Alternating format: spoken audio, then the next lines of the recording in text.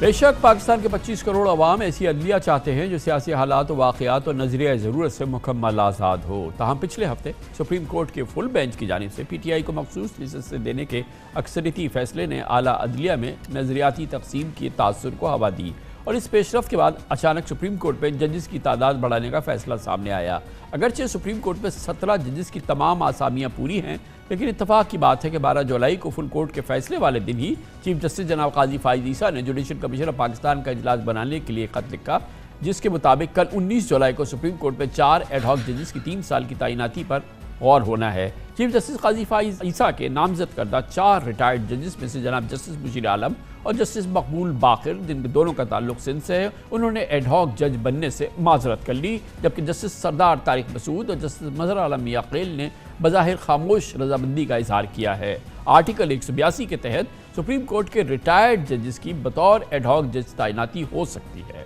اور ad hoc جج کے پاس وہی اختیار ہوتا ہے اور دائرہ سماعت ہوتا ہے جو ایک موجودہ جج کے پاس ہو، تاہم اس جج کو ریٹائر ہوئے 3 سال سے زیادہ وقت نہ گزرا ہو۔ چیف جسٹس جناب قاضی فائز عیسیٰ کی سربراہی میں 9 رکنی جوڈیشل کمیشن آف پاکستان میں وزیر قانون اعظم نذیر تارڑ، اٹارنی جنرل منصور عثمان آوان کی وجہ سے حکومتی پلڑا بھاری نظر آتا ہے۔ پاکستان بار کونسل نے آج اپنے اعلامیے میں ایڈ ہاک ججز کی تعیناتی کی بھی حمایت کر دی، جبکہ وزیر قانون اعظم نذیر تارڑ پہلے ہی ایڈ ہاک ججز کی تعیناتی کے مکمل حامی رہے ہیں۔ چیف جسٹس قاضی فائز عیسیٰ کے خط میں واضح لکھا ہے کہ ایڈ ہاک ججز کی تعیناتی صرف زیر التوا مقدمات کو نمٹانے کے لیے کی جا رہی ہے۔ بلا شبہ 30 جون 2024 تک اعداد و شمار کے مطابق سپریم کورٹ میں 58,470 کیسز زیر التوا ہیں، جن میں تقریباً 32,000 اپیلز صرف قابل سماعت ہونے یا نہ ہونے کے فیصلے کی منتظر ہے۔ کہا جاتا ہے کہ سپریم کورٹ کی زیر التوا کیسز کا انبار سیاسی معاملات میں عدلیہ کی بڑھتی ہوئی مصروفیت کا شاخسانہ ہے۔ اب دیکھنا یہ ہے کہ ایڈ ہاک ججز سیاسی مقدمات سماعت کریں گے یا نہیں۔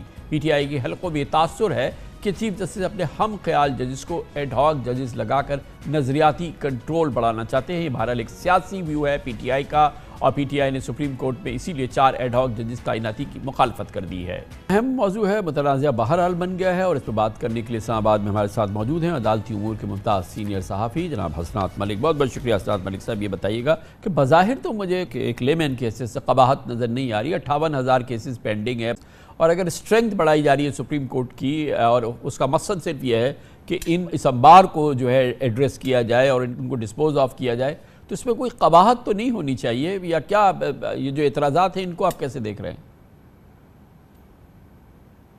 جی بالکل کامران صاحب، یہ بات تو بڑے عرصے سے چل رہی تھی کہ جب پرمننٹ سیٹیں فل ہوں گی اس کے بعد جو ہے وہ ایڈ ہاک جج، خاص کر سردار طارق صاحب کا بڑا نام لیا جا رہا تھا کہ ان کو اپوائنٹ کیا جائے گا، اور قاضی صاحب نے جب وہ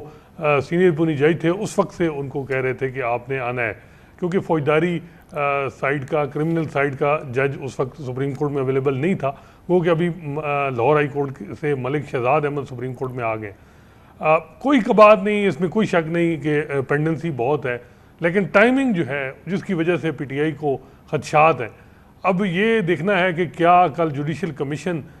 جو 2 ججز کی نامینیشن ہے یونینیمسلی اپروو کرتا ہے۔ میرے خیال میں اگر یونینیمسلی اپروو کرتا ہے اور فیوچر کے چیف جسٹس چاہے وہ جیسے منصور علی شاہ ہیں، جیسے منیب اختر ہیں، اور جیسے یحییٰ افریدی ہیں، وہ انڈورس کرتے ہیں، پھر میرا خیال ہے کہ کوئی ایسا مسئلہ نہیں ہوئے، کیونکہ لیکن وہ انڈورس کریں نہ کریں، جو اکثریت ہے جس میں ظاہر ہے کہ چیف جسٹس صاحب اس کو سپورٹ کریں گے، اور اٹارنی جنرل ہیں، اور پھر پاکستان بار کونسل ہے، اور لا منسٹر بھی ہیں، تو یہ تو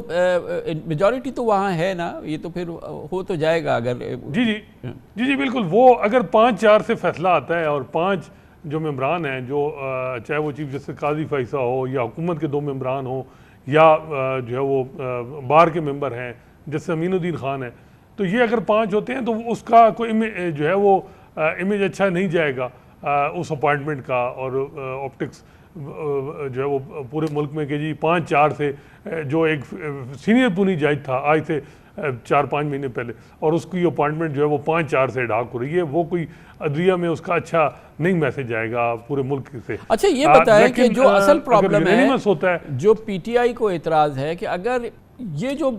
جو مقدمات ہیں جن کے سیاسی مضمرات ہوتے ہیں، جو سیاسی نوعیت کے، آئینی نوعیت کے مقدمات ہیں، اگر ان میں یہ جج صاحبان اس بینچ میں شامل نہیں ہوتے پھر تو کوئی پرابلم نہیں ہے، مگر آپ کو کیا لگتا ہے کہ خود یہ جج صاحبان یا جب بینچ بن رہی ہوگی تو اس بات کا احتیاط کیا جائے گا کہ اس قسم کے مقدمات میں ان ایڈ ہاک ججز کو شامل نہ کیا جائے بینچ میں؟ دیکھیں یہ تو اب کمیٹی نے فیصلہ کرنا ہے، 3 ججز کی کمیٹی ہے،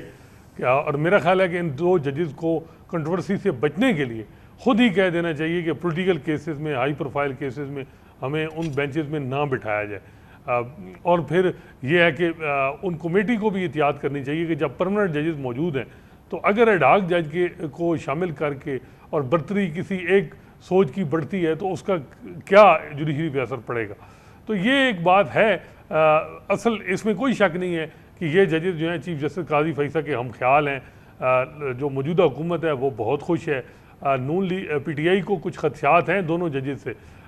لیکن یہ بھی ہم دیکھتے ہیں کہ سائفر کیس میں عمران خان اور شاہ محمود قریشی کو جو ضمانت دی گئی تھی اس بینچ کے ہیڈ جو ہے وہ جسٹس سردار طارق کر رہے تھے۔ تو یہ ایک چیز ہے کہ ایڈ ہاک جج عموماً ایک یہ بھی بات ہوتی ہے کہ چیف جسٹس کی طرف دیکھتے ہیں اور چیف جسٹس کا وہ پرماننٹ ووٹ ہوتے ہیں، لیکن جو موجودہ چیف جسٹس ہیں وہ تو 3-4 مہینے کے لیے جو ابھی سچویشن بن رہی ہے، کانسٹیٹیوشن امینڈمنٹ ہو نہیں سکتی، تو وہ جسٹس منصور علی شاہ جو ہیں وہ امپورٹنٹ ہیں۔ تو میرا خیال ہے کہ ٹائمنگ کی وجہ سے سارا مسئلہ بنا ہے۔ اچھا، اس میں ایک امپورٹنٹ بات یہ ہے کہ 2 جج صاحبان نے، 4 میں سے 2 نے یعنی آدھے نے ریکیوز کر لیا اپنے آپ کو، جسٹس مشیر عالم نے، جسٹس مقبول باقر نے۔ اس کی کوئی اہمیت ہے آپ کے نزدیک کہ ان 2 جج صاحبان نے کہا کہ ہمیں اس میں شامل نہیں ہونا ہے، اور یہ جو پھر نامینیشن کا پروسیس ہے اس میں یہ ایک امپورٹنٹ ڈیولپمنٹ تو ہوئی نا؟ دیکھیں کامران صاحب، جو انیشل کنسلٹیشن وہ 2 ججز کی تھی آپس میں جوڈیشل کمیشن کے ممبران میں، 4 کے نام چیف جسٹس قاضی فیصل نے کیوں بھیجے ہیں؟ بہتر ہوتا کہ وہ ان سے پہلے کنسلٹیشن لیتے۔ مشیر عالم صاحب کا تو بڑے واضح جو میسج لیٹر آیا اس سے یہ تھا کہ ان سے پہلے نہیں پوچھا گیا، اور جو جسٹس قاضی فیصل نے بھی اس لیٹر میں یہی کہا کہ سیکٹری پوچھے۔ اور دوسرا جو مقبول باقر معاملہ تھا وہ انڈیسائسو تھے کہ وہ نہیں آنا چاہ رہے تھے، لیکن یہ ہے کہ وہ چیف جسٹس قاضی فیصل سے ان کی قربت بھی زیادہ ہے، وہ کوئی ایسا امپریشن بھی نہیں دینا چاہ رہے تھے کہ جی اس کا یہ ہے کہ چیف جسٹس قاضی فیصل کی پوزیشن جو ہے وہ افیکٹ ہو۔ تو لیکن یہ ہے کہ یہ دونوں ججز جو ہیں کسی دور میں تو جسٹس منصور علی شاہ، جسٹس قاضی فیصل اور یہ جو ججز 2 ہیں یہ ایک ہی کیمپ سے ہم جانے جاتے تھے۔ جو دوسرا کیمپ تھا جس کو ہم کہتے تھے ثاقب نثار یا عمر عطا بندیال کے کیمپ، ان کے ججز نہیں تھے۔ اب یہ ہے کہ یہ جو کیمپ ہے چیف جسٹس قاضی فیصل اور جسٹس منصور علی شاہ کا، مخصوص نشستوں کے کیس میں ہم دیکھتے ہیں کہ یہاں بھی بڑی واضح تقسیم آئی ہے۔ تو اب دیکھنے ہیں کہ کل کیا صورتحال بنتی ہے۔ سب سے اہم چیز ہے کہ کیا یہ جو ریٹائرڈ ججز جو ایڈ ہاک اب ان کو اپوائنٹ کیا جا رہا ہے، ان کی اچھی خاصی پینشن ہے، ایک جو جج سپریم کورٹ کی ہے اس کی اتنی تنخواہ کی پینشن ہے، کیا ان کو پھر ریٹائرڈ جج ایڈ ہاک جج کی بھی تنخواہ بھی ملے گی؟ اور یہ 25 سے 30 لاکھ روپے میں ایک جو ہے وہ ان کا سارا جو ہے وہ پبلک ایکسچیکر سے جائے گا، یہ بڑا امپورٹنٹ ہے۔ میرا خیال ہے کہ اگر پینشن ان کو مل رہی ہے تو پھر جو ہے وہ تنخواہ نہیں ملنی چاہیے۔ اس حوالے سے بہت سے وکلاء سے بات ہوئی ہے، وہ بھی سمجھتے ہیں کہ یا وہ پینشن لیں یا ان کو تنخواہ ملنی چاہیے۔ تو اب دیکھنا ہے کہ کیا صورتحال بنتی ہے۔ دوسرا ٹائمنگ، اور تیسرا جو ہے ٹینور 3 سال، یہ بہت زیادہ ٹینور ہے، ٹینور 1 سال زیادہ ہونا چاہیے۔ بہت شکریہ جناب حسنات ملک ہمارے ساتھ ہیں۔ اس کے ساتھ ہی ہمارے آج کے پروگرام کا اختتام ہوتا ہے۔ کل آپ سے پھر ملاقات ہوگی انشاءاللہ۔ کل تک کے لیے کامران خان کو اجازت، اللہ حافظ۔